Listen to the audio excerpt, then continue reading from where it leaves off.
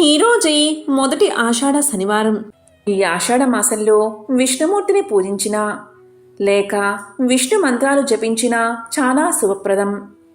మరి ఎంతో పవిత్రమైన విశేషమైన ఈ మాసంలో ఈ కథను విన్నా, చదివినా, చెప్పినా, వినిపించినా జన్మల పాపాలు తొలగి కోటి జన్మల పుణ్యం వస్తుంది, సకల శుభాలు కలుగుతాయి. మరి ఆ కథ ఏంటో ఇప్పుడు ఈ వీడియోలో తెలుసుకుందాం. ఒక రాజ్యంలో ఒక రాజు ఉండేవాడు. అతడికి న్యాయం అంటే చాలా ఇష్టం. అందరి కష్టసుఖాలు తెలుసుకుని మంచిగా పరిపాలన కొనసాగించేవాడు. ప్రజలంటే చాలా వాత్సల్యం కలవాడు, ధర్మ స్వభావం కలవాడు. అతడు నిత్యం భగవంతుణ్ణి ఎంతగానో ప్రార్థించేవాడు. రోజు చాలా శ్రద్ధగా భగవంతుడి పూజ, స్మరణం, నామజపం చేసుకునేవాడు. ఒకరోజు భగవంతుడు ఆ రాజుకి ప్రసన్నుడై అతనికి దర్శనమిచ్చి ఇలా అన్నాడు: రాజా, నీ భక్తిని మెచ్చుకోలేకపోతున్నాను. నేను చాలా సంతోషపడ్డాను. నీకు ఏదైనా కోరిక ఉంటే చెప్పు అని భగవంతుడు అనగా, ప్రజలంటే ఎంతో ప్రేమగల ఆ రాజు ఇలా అన్నాడు: భగవంతుడా, నా దగ్గర నీవిచ్చిన సిరి సంపదలన్నీ ఉన్నాయి. నీ కృప వల్ల నా రాజ్యంలో అన్ని సుఖ సంతోషాలు ఉన్నాయి. అయినప్పటికీ నాకు ఒకటే కోరిక. అది ఏంటి అంటే, మీరు నాకు కనిపించినట్లే, మీ దర్శన భాగ్యంతో నన్ను ధన్యుణ్ణి చేసినట్టే నా రాజ్యంలోని ప్రజలందరినీ కూడా కృపతో మీ దర్శన భాగ్యంతో ధన్యుల్ని చెయ్యండి. వారికి మీ దర్శనాన్ని ఇవ్వండి మహాప్రభు అన్నాడు. భగవంతుడు రాజును చూసి, ఇది సంభవం కాదు కదా అని ఏదో చెప్పబోయాడు. కానీ రాజు మాత్రం చాలా పట్టుబట్టి, ఈ కోరికను తీర్చవలసిందే స్వామి అన్నాడు. భగవంతుడు చివరకు తన ప్రియ భక్తుడికి లొంగక తప్పలేదు. ఆయన చివరకు ఇలా అన్నాడు: సరే, రేపు నీ ప్రజలందరినీ తీసుకుని ఆ కొండ దగ్గరకు రా. నేను ఆ కొండ మీద అందరికీ దర్శనం ఇస్తాను. అప్పుడు రాజు అది విని చాలా ప్రసన్నుడై భగవంతుడికి ఎంతో ధన్యవాదాలు చెప్పుకుని మరుసటి రోజు తన నగరంలో దండోరా వేయించాడు. రేపందరూ కొండ దగ్గరకు రాజుగారితో పాటు వచ్చి చేరవలసిందే అని, అక్కడ మీ అందరికీ కూడా ఆ భగవంతుడు దర్శనమిస్తాడు. ఇది రాజుగారి ఆజ్ఞ అని. రెండవ రోజు రాజుగారు తన ప్రజలందరినీ తీసుకుని కొండవైపు నడవడం ప్రారంభించాడు. నడుస్తూ ఉండగా కొండదారిలో ఒకచోట రాగి నాణాల నిధి కనిపించింది. ప్రజల్లో కొంతమంది అటువైపు పరిగెత్తడం మొదలుపెట్టారు. అప్పుడు జ్ఞాని అయిన ఆ రాజు వారందరినీ సమాధానపరచి, అటువైపు ఎవరూ దృష్టి పెట్టవద్దు. ఎందుకంటే మీరందరూ భగవంతుణ్ణి కలవడానికి వెళ్తున్నారు. ఈ రాగి నాణాల వెనకాల పడి మీ అదృష్టాన్ని కాలదన్నుకోకండి అన్నాడు.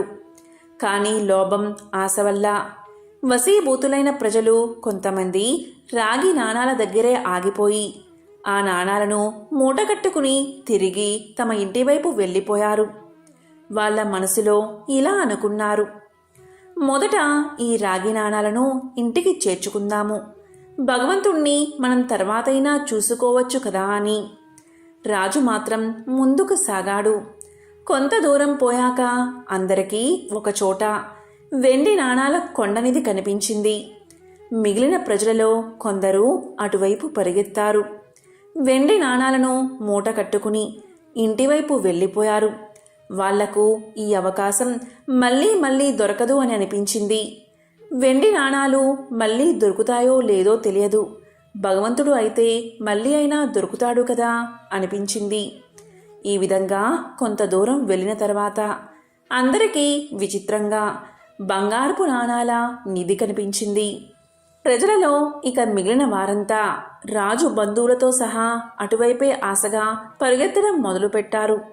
వాళ్ళు కూడా ఇతరులులాగే ఈ నాణాలను మూటలు కట్టుకుని సంతోషంగా తిరిగి చూడకుండా వెళ్ళిపోయారు. ఇంకా కేవలం రాజు, రాణి మిగిలారు.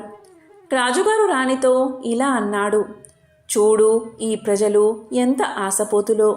భగవంతుడి నిజదర్శనం లభించడం అంటే ఎంత గొప్ప విషయమో వీరికి తెలియడం లేదు. భగవంతుని ఎదుట ఈ మొత్తం ప్రపంచంలోని ధనమంతా కూడా ఒక్క లెక్క కాదే అనగా నిజమేనని రాణి కూడా రాజుగారి మాటలను సమర్థించింది. వారిద్దరూ ముందుకు సాగారు. కొంత దూరం వెళ్ళాక రాణికి రాజుకు 7 రంగులలో దగదగా మెరుస్తూ వజ్రాల నిధి కనిపించింది. ఇక రాణిగారు కూడా వాటిని చూసిన తర్వాత ఆగలేకపోయింది.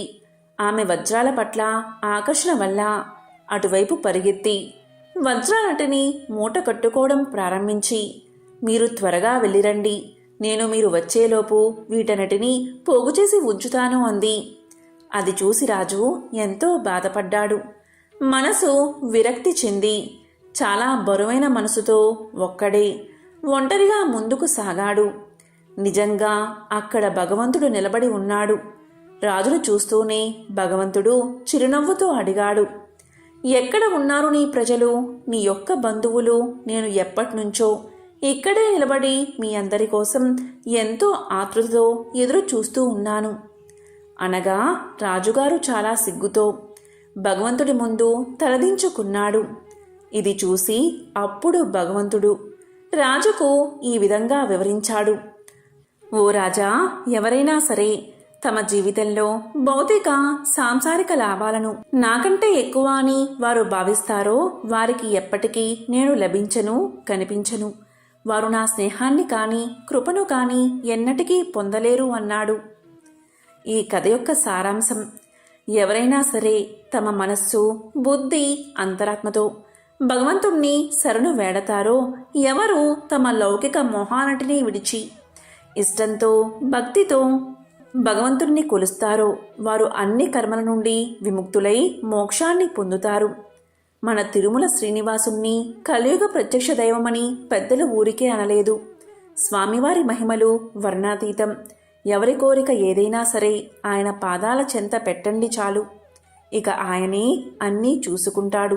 ఏడుకొండలవాడ వెంకటరమణ ఆపద్బాంధవ అనాథ రక్షక గోవిందా గోవిందా. శ్రీ వెంకటేశ్వర మహత్యము. సౌనకాది ముళ్లతో మహాసుతుడు ఇలా చెప్పసాగాడు. అది సత్యలోకం.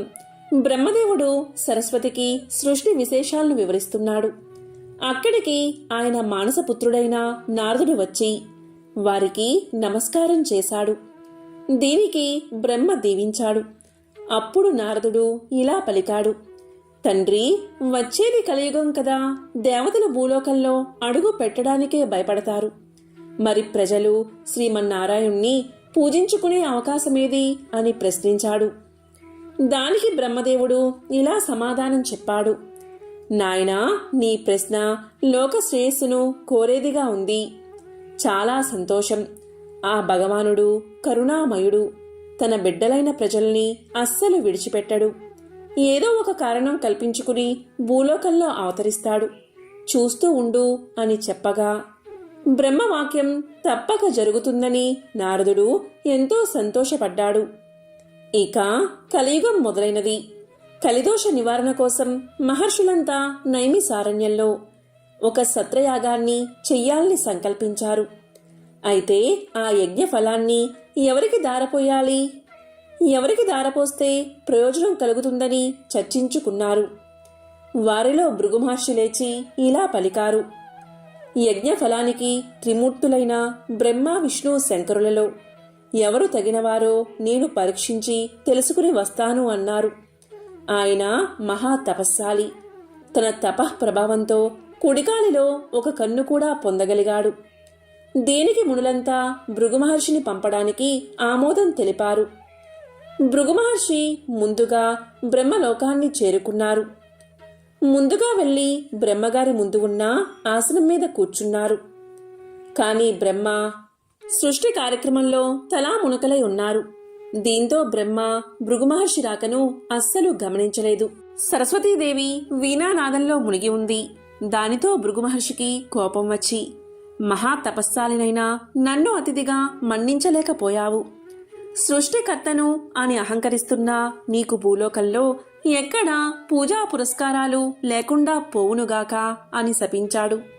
ఇక అక్కడ్నుంచి భృగు మహర్షి కైలాసానికి చేరుకున్నాడు. అక్కడ పరమేశ్వరుడు పార్వతితో ఆనందనాట్యం చేస్తూ భృగువు రాకను గమనించలేదు. దానితో భృగు మహర్షి కోపంతో, శంకరా, నీవు నాట్య విలాసాలలో మునిగిపోయి మహా తపస్సాలిని అతిథిని అయినా నన్ను నిర్లక్ష్యం చేశావు. కాబట్టి భూలోకంలో నీకు లింగ రూపంలోనే కాని నిజ రూపంలో ఆరాధన జరగకుండా ఉండుగాక అని శపించాడు. ఆ తరువాత భృగు మహర్షి అక్కడ్నుంచి వైకుంఠానికి చేరుకున్నాడు. అక్కడ మాధవుడు పాన్పు మీద పడుకుని తనకు పాదసేవ చేస్తున్న లక్ష్మీదేవితో సరస సలాపాలు ఆడుతున్నాడు. ముని రాకను శ్రీ మహావిష్ణువు గమనించలేదు. అప్పుడు భృగు వెళ్ళి ఇలా పలికాడు. అతిథిగా వచ్చిన నన్ను అవమానిస్తావా అంటూ విష్ణుమూర్తి గుండెల మీద తన్నాడు. ఒక్కసారిగా లోకాలన్నీ కంపించాయి. అయినా శ్రీ మహావిష్ణువు రవ్వంత కూడా ఆగ్రహించక పరమ శాంత స్వభావంతో లేచి మునికి నమస్కారం చేసి ఇలా పలికాడు. మునీంద్ర, మీ రాకచేత వైకుంఠం పావనమైనది. మీ రాకను గమనించని నా అవినయాన్ని మన్నించండి అంటూ భృగుమహర్షికి పాదాలు ఒత్తాడు. అప్పుడు భృగుమహర్షికి గర్వభంగం జరిగింది. అప్పుడు భృగువు విష్ణుమూర్తికి నమస్కారం చేసి ఇలా పలికాడు. ఓ దేవదేవా, మీ వంటి సత్వగుణ సంపన్నులు 14 లోకాల్లోనూ లేరు. నా అహంకారాన్ని మన్నించండి. మీరే లోక సంరక్షణకు తగినవారు.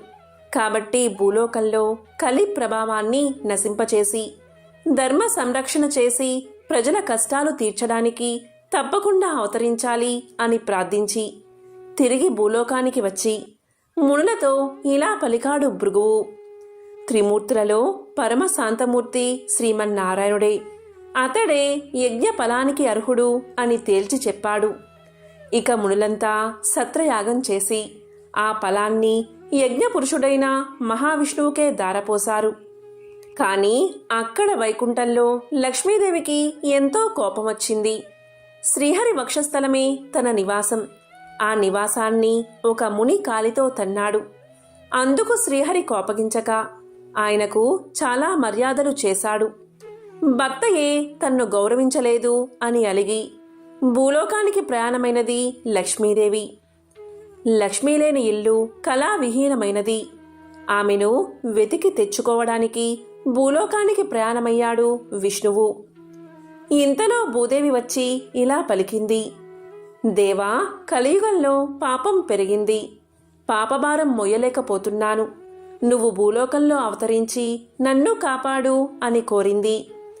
వెంటనే శ్రీ మహావిష్ణువు శ్రీనివాసుడు అనే పేరుతో భూలోకానికి దిగివచ్చి లక్ష్మి కోసం వెతకడం ప్రారంభించాడు. శేషాద్రి కొండలలో ఒక పుట్టను నివాసంగా చేసుకున్నాడు. శేషాద్రి పర్వత ప్రాంతాలను పరిపాలిస్తున్న మహారాజు ఆకాశరాజు. అతడు సంతానం లేక పుత్ర కామేష్టి చేయబోతూ భూమిని దున్నుతూ ఉండగా నాగలకి ఒక బంగారు పెట్టె తగిలింది. దాన్ని తెరిచి చూడగా మహాలక్ష్మి కలతో ఒక బాలిక కనిపించింది. అప్పుడు ఆకాశరాజు సంతోషించి ఆ పిల్లకు పద్మావతి అనే పేరు పెట్టి అల్లారు ముద్దుగా పెంచాడు. యుక్త వయసు వచ్చిన పద్మావతి ఒకసారి శ్రీనివాసుణ్ణి చూసి మోహించింది. తల్లిదండ్రులకు చెప్పింది. ఆకాశరాజు వచ్చి చూసి శ్రీనివాసుడి తేజో విశేషాలకు ఆశ్చర్యపడి అతడే శ్రీ మహావిష్ణువు అని భావించి పద్మావతిని ఇచ్చి వివాహం చేశాడు. ఆకాశరాజు తరువాత అతని తమ్ముడు తొండమానుడు రాజయ్యాడు.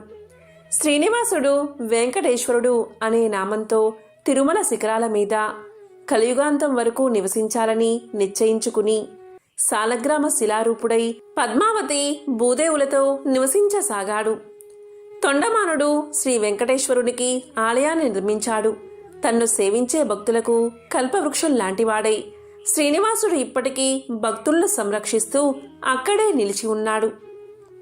ఈ విధంగా శ్రీ వెంకటేశ్వర స్వామి గురించి సూతుడు సౌనకాది మునులకు చెప్పగా అంతా విన్న మునులంతా చెప్పిందంతా విని వెంకటాచలంపై వెలిసాక శ్రీనివాసుడి అనుగ్రహం పొందినవారు ఎవరైనా ఉంటే వారి కథను వినిపించమని సూతుణ్ణి అడిగారు. అప్పుడు సూతుడు ఇలా చెప్పడం ప్రారంభించాడు. కుమ్మరి భీముడి కథ.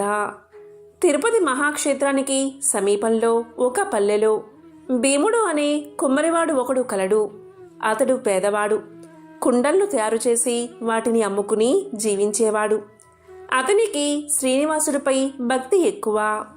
చిరకాలము దేవుణ్ణి పూజించాలి అని ఉన్నా కుటుంబ పరిస్థితిని బట్టి అతనికి అట్టి అవకాశం ఉండేది కాదు. అందువల్ల తాను కుండలను తయారు చేసే ప్రదేశంలో శ్రీ వెంకటేశ్వర స్వామివారి ప్రతిమను ఉంచుకున్నాడు. సారేపై కుండలు తయారు చేసే సమయంలో తన చేతికి అంటిన మట్టిని పుష్పంగా చేసి భక్తితో స్వామివారి ప్రతిమ వద్ద ఉంచుతూ ఉండేవాడు. అది అతనికి నిత్య కృత్యం అయిపోయింది. ఆ ప్రాంతాన్ని పరిపాలించే రాజు తొండమానుడు. అతను కూడా శ్రీ వెంకటేశ్వర స్వామి యందు భక్తి కలిగినవాడు.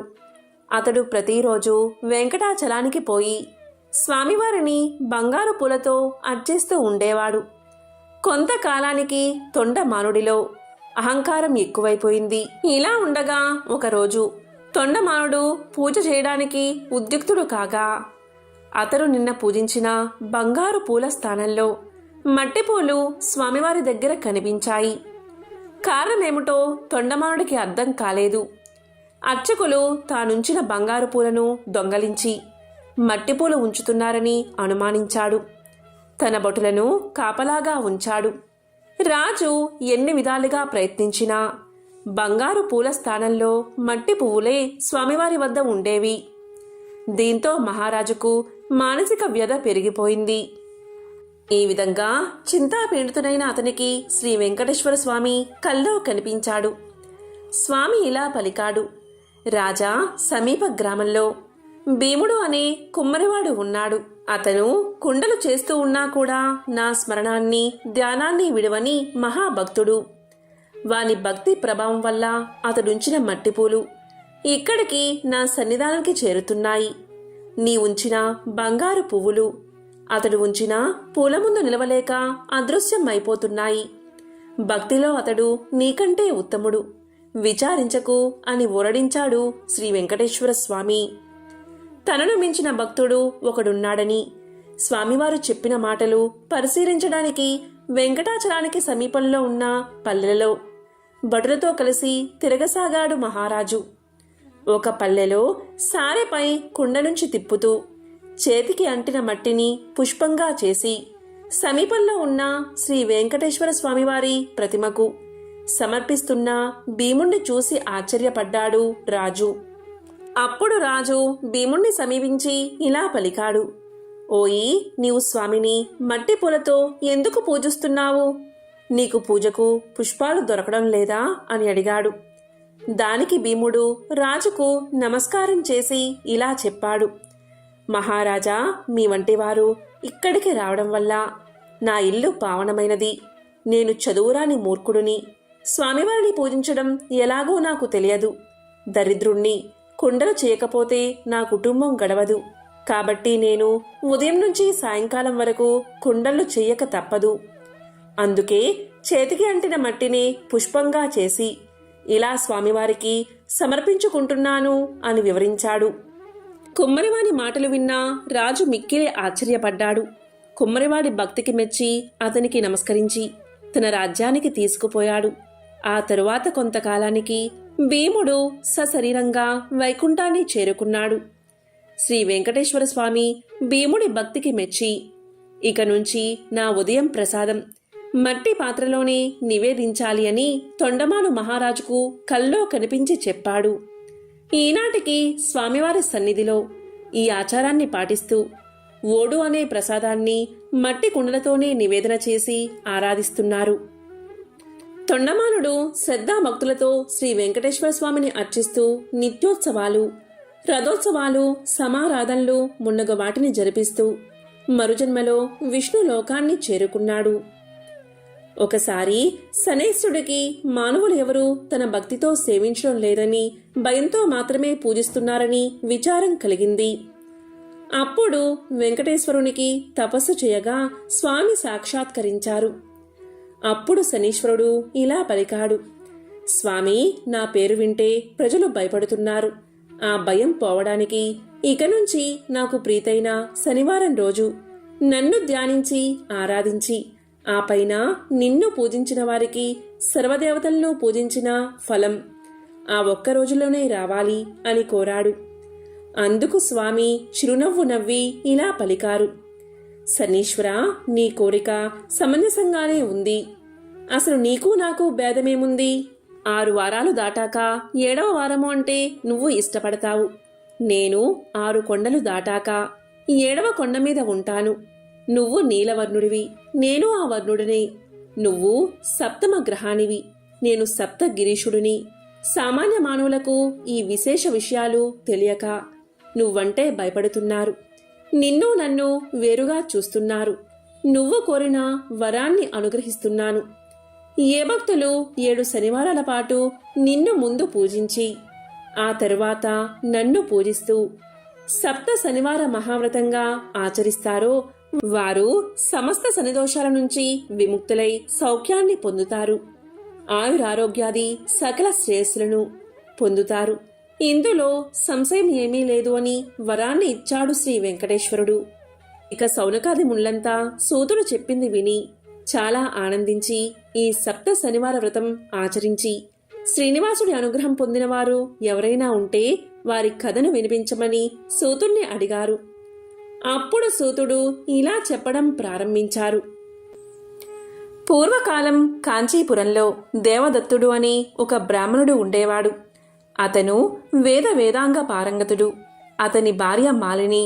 వారిద్దరూ అతిథుల్ని అభ్యాగతుల్ని ఆదరిస్తూ గృహస్థ ధర్మాన్ని పాటిస్తూ ఉండేవారు. వారికి శ్రీ వెంకటేశ్వర స్వామి ఇలవేలుపు. ఒకనాడు వారింటికి కాశీయాత్ర చేసి వచ్చిన ఒక బ్రాహ్మణోత్తముడు వచ్చాడు. ఆ దేవదత్త దంపతులు ఆయన్ను సాక్షాత్తు వెంకటేశ్వర స్వామిగా భావించి అతిథి మర్యాదలు చేశారు. భోజనం పూర్తయిన తర్వాత ఆ బ్రాహ్మణుడు వారి జాతకాలు పరిశీలించి చూసి జాతకం ప్రకారంగానూ గోచార ప్రకారంగానూ దేవదత్తునికి శని దోషం వల్ల అపమృత్యువు కలిగే సూచనలు కనబడుతున్నాయని, ఆ అపమృత్యు దోష పరిహారం కోసం సప్త శనివార వ్రతం చేసి అటు శనేశ్వరుణ్ణి ఇటు శ్రీ వెంకటేశ్వర స్వామిని భక్తి శ్రద్ధలతో ఆరాధించవలసిందని చెప్పాడు. అమ్మా, నీవు శ్రద్ధ వహించి నీ భర్తను కూడా సప్త శనివార వ్రతం చేయడానికి ప్రోత్సహించి నీ సౌభాగ్యాన్ని నిలుపుకోవాలి సుమా అని హెచ్చరించాడు. సప్త శనివార వ్రత విధానాన్ని కూడా వివరంగా బోధించి సెలవు తీసుకుని తన దారిన తాను వెళ్లిపోయాడు ఆ బ్రాహ్మణోత్తముడు. దేవదత్తుడికి తారాబలం చంద్రబలం సరిపోయిన ఒక శుభదినాన ఆ దంపతులిద్దరూ బ్రహ్మ ముహూర్తాన అంటే తెల్లవారుజామున 4 గంటలకే లేచి స్నాన ధ్యానాదులు నిర్వర్తించి ఇంటిలో ఈశాన్య భాగాన పూజాపీఠం పెట్టి మండపం వేసి వెంకటేశ్వర స్వామి చిత్రపటం పెట్టి పూజా సామాగ్రులు నైవేద్య పదార్థాలు ఉదయం అంటే కొబ్బరికాయలు, అరటిపళ్ళు, నల్లద్రాక్ష పళ్ళు, 7 చిమ్మిలి ఉండలు సిద్ధం చేసుకుని ఉదయం పూజ చేసి ఆనాడు సాయంకాలం దాకా ఉపవాసం చేసి సాయంకాలం పళ్ళు కాయలతో పాటు 7 లడ్డూలు కూడా నైవేద్యానికి సిద్ధం చేసుకుని సాయంకాలం పూజ చేసుకుని ఒక బ్రాహ్మణుని పిలిచి ఆయనకు భోజనం పెట్టి ఆ పైన వారు భోజనం చేసి మొదటి రోజు వ్రతాన్ని యథావిధిగా నిర్వర్తించారు.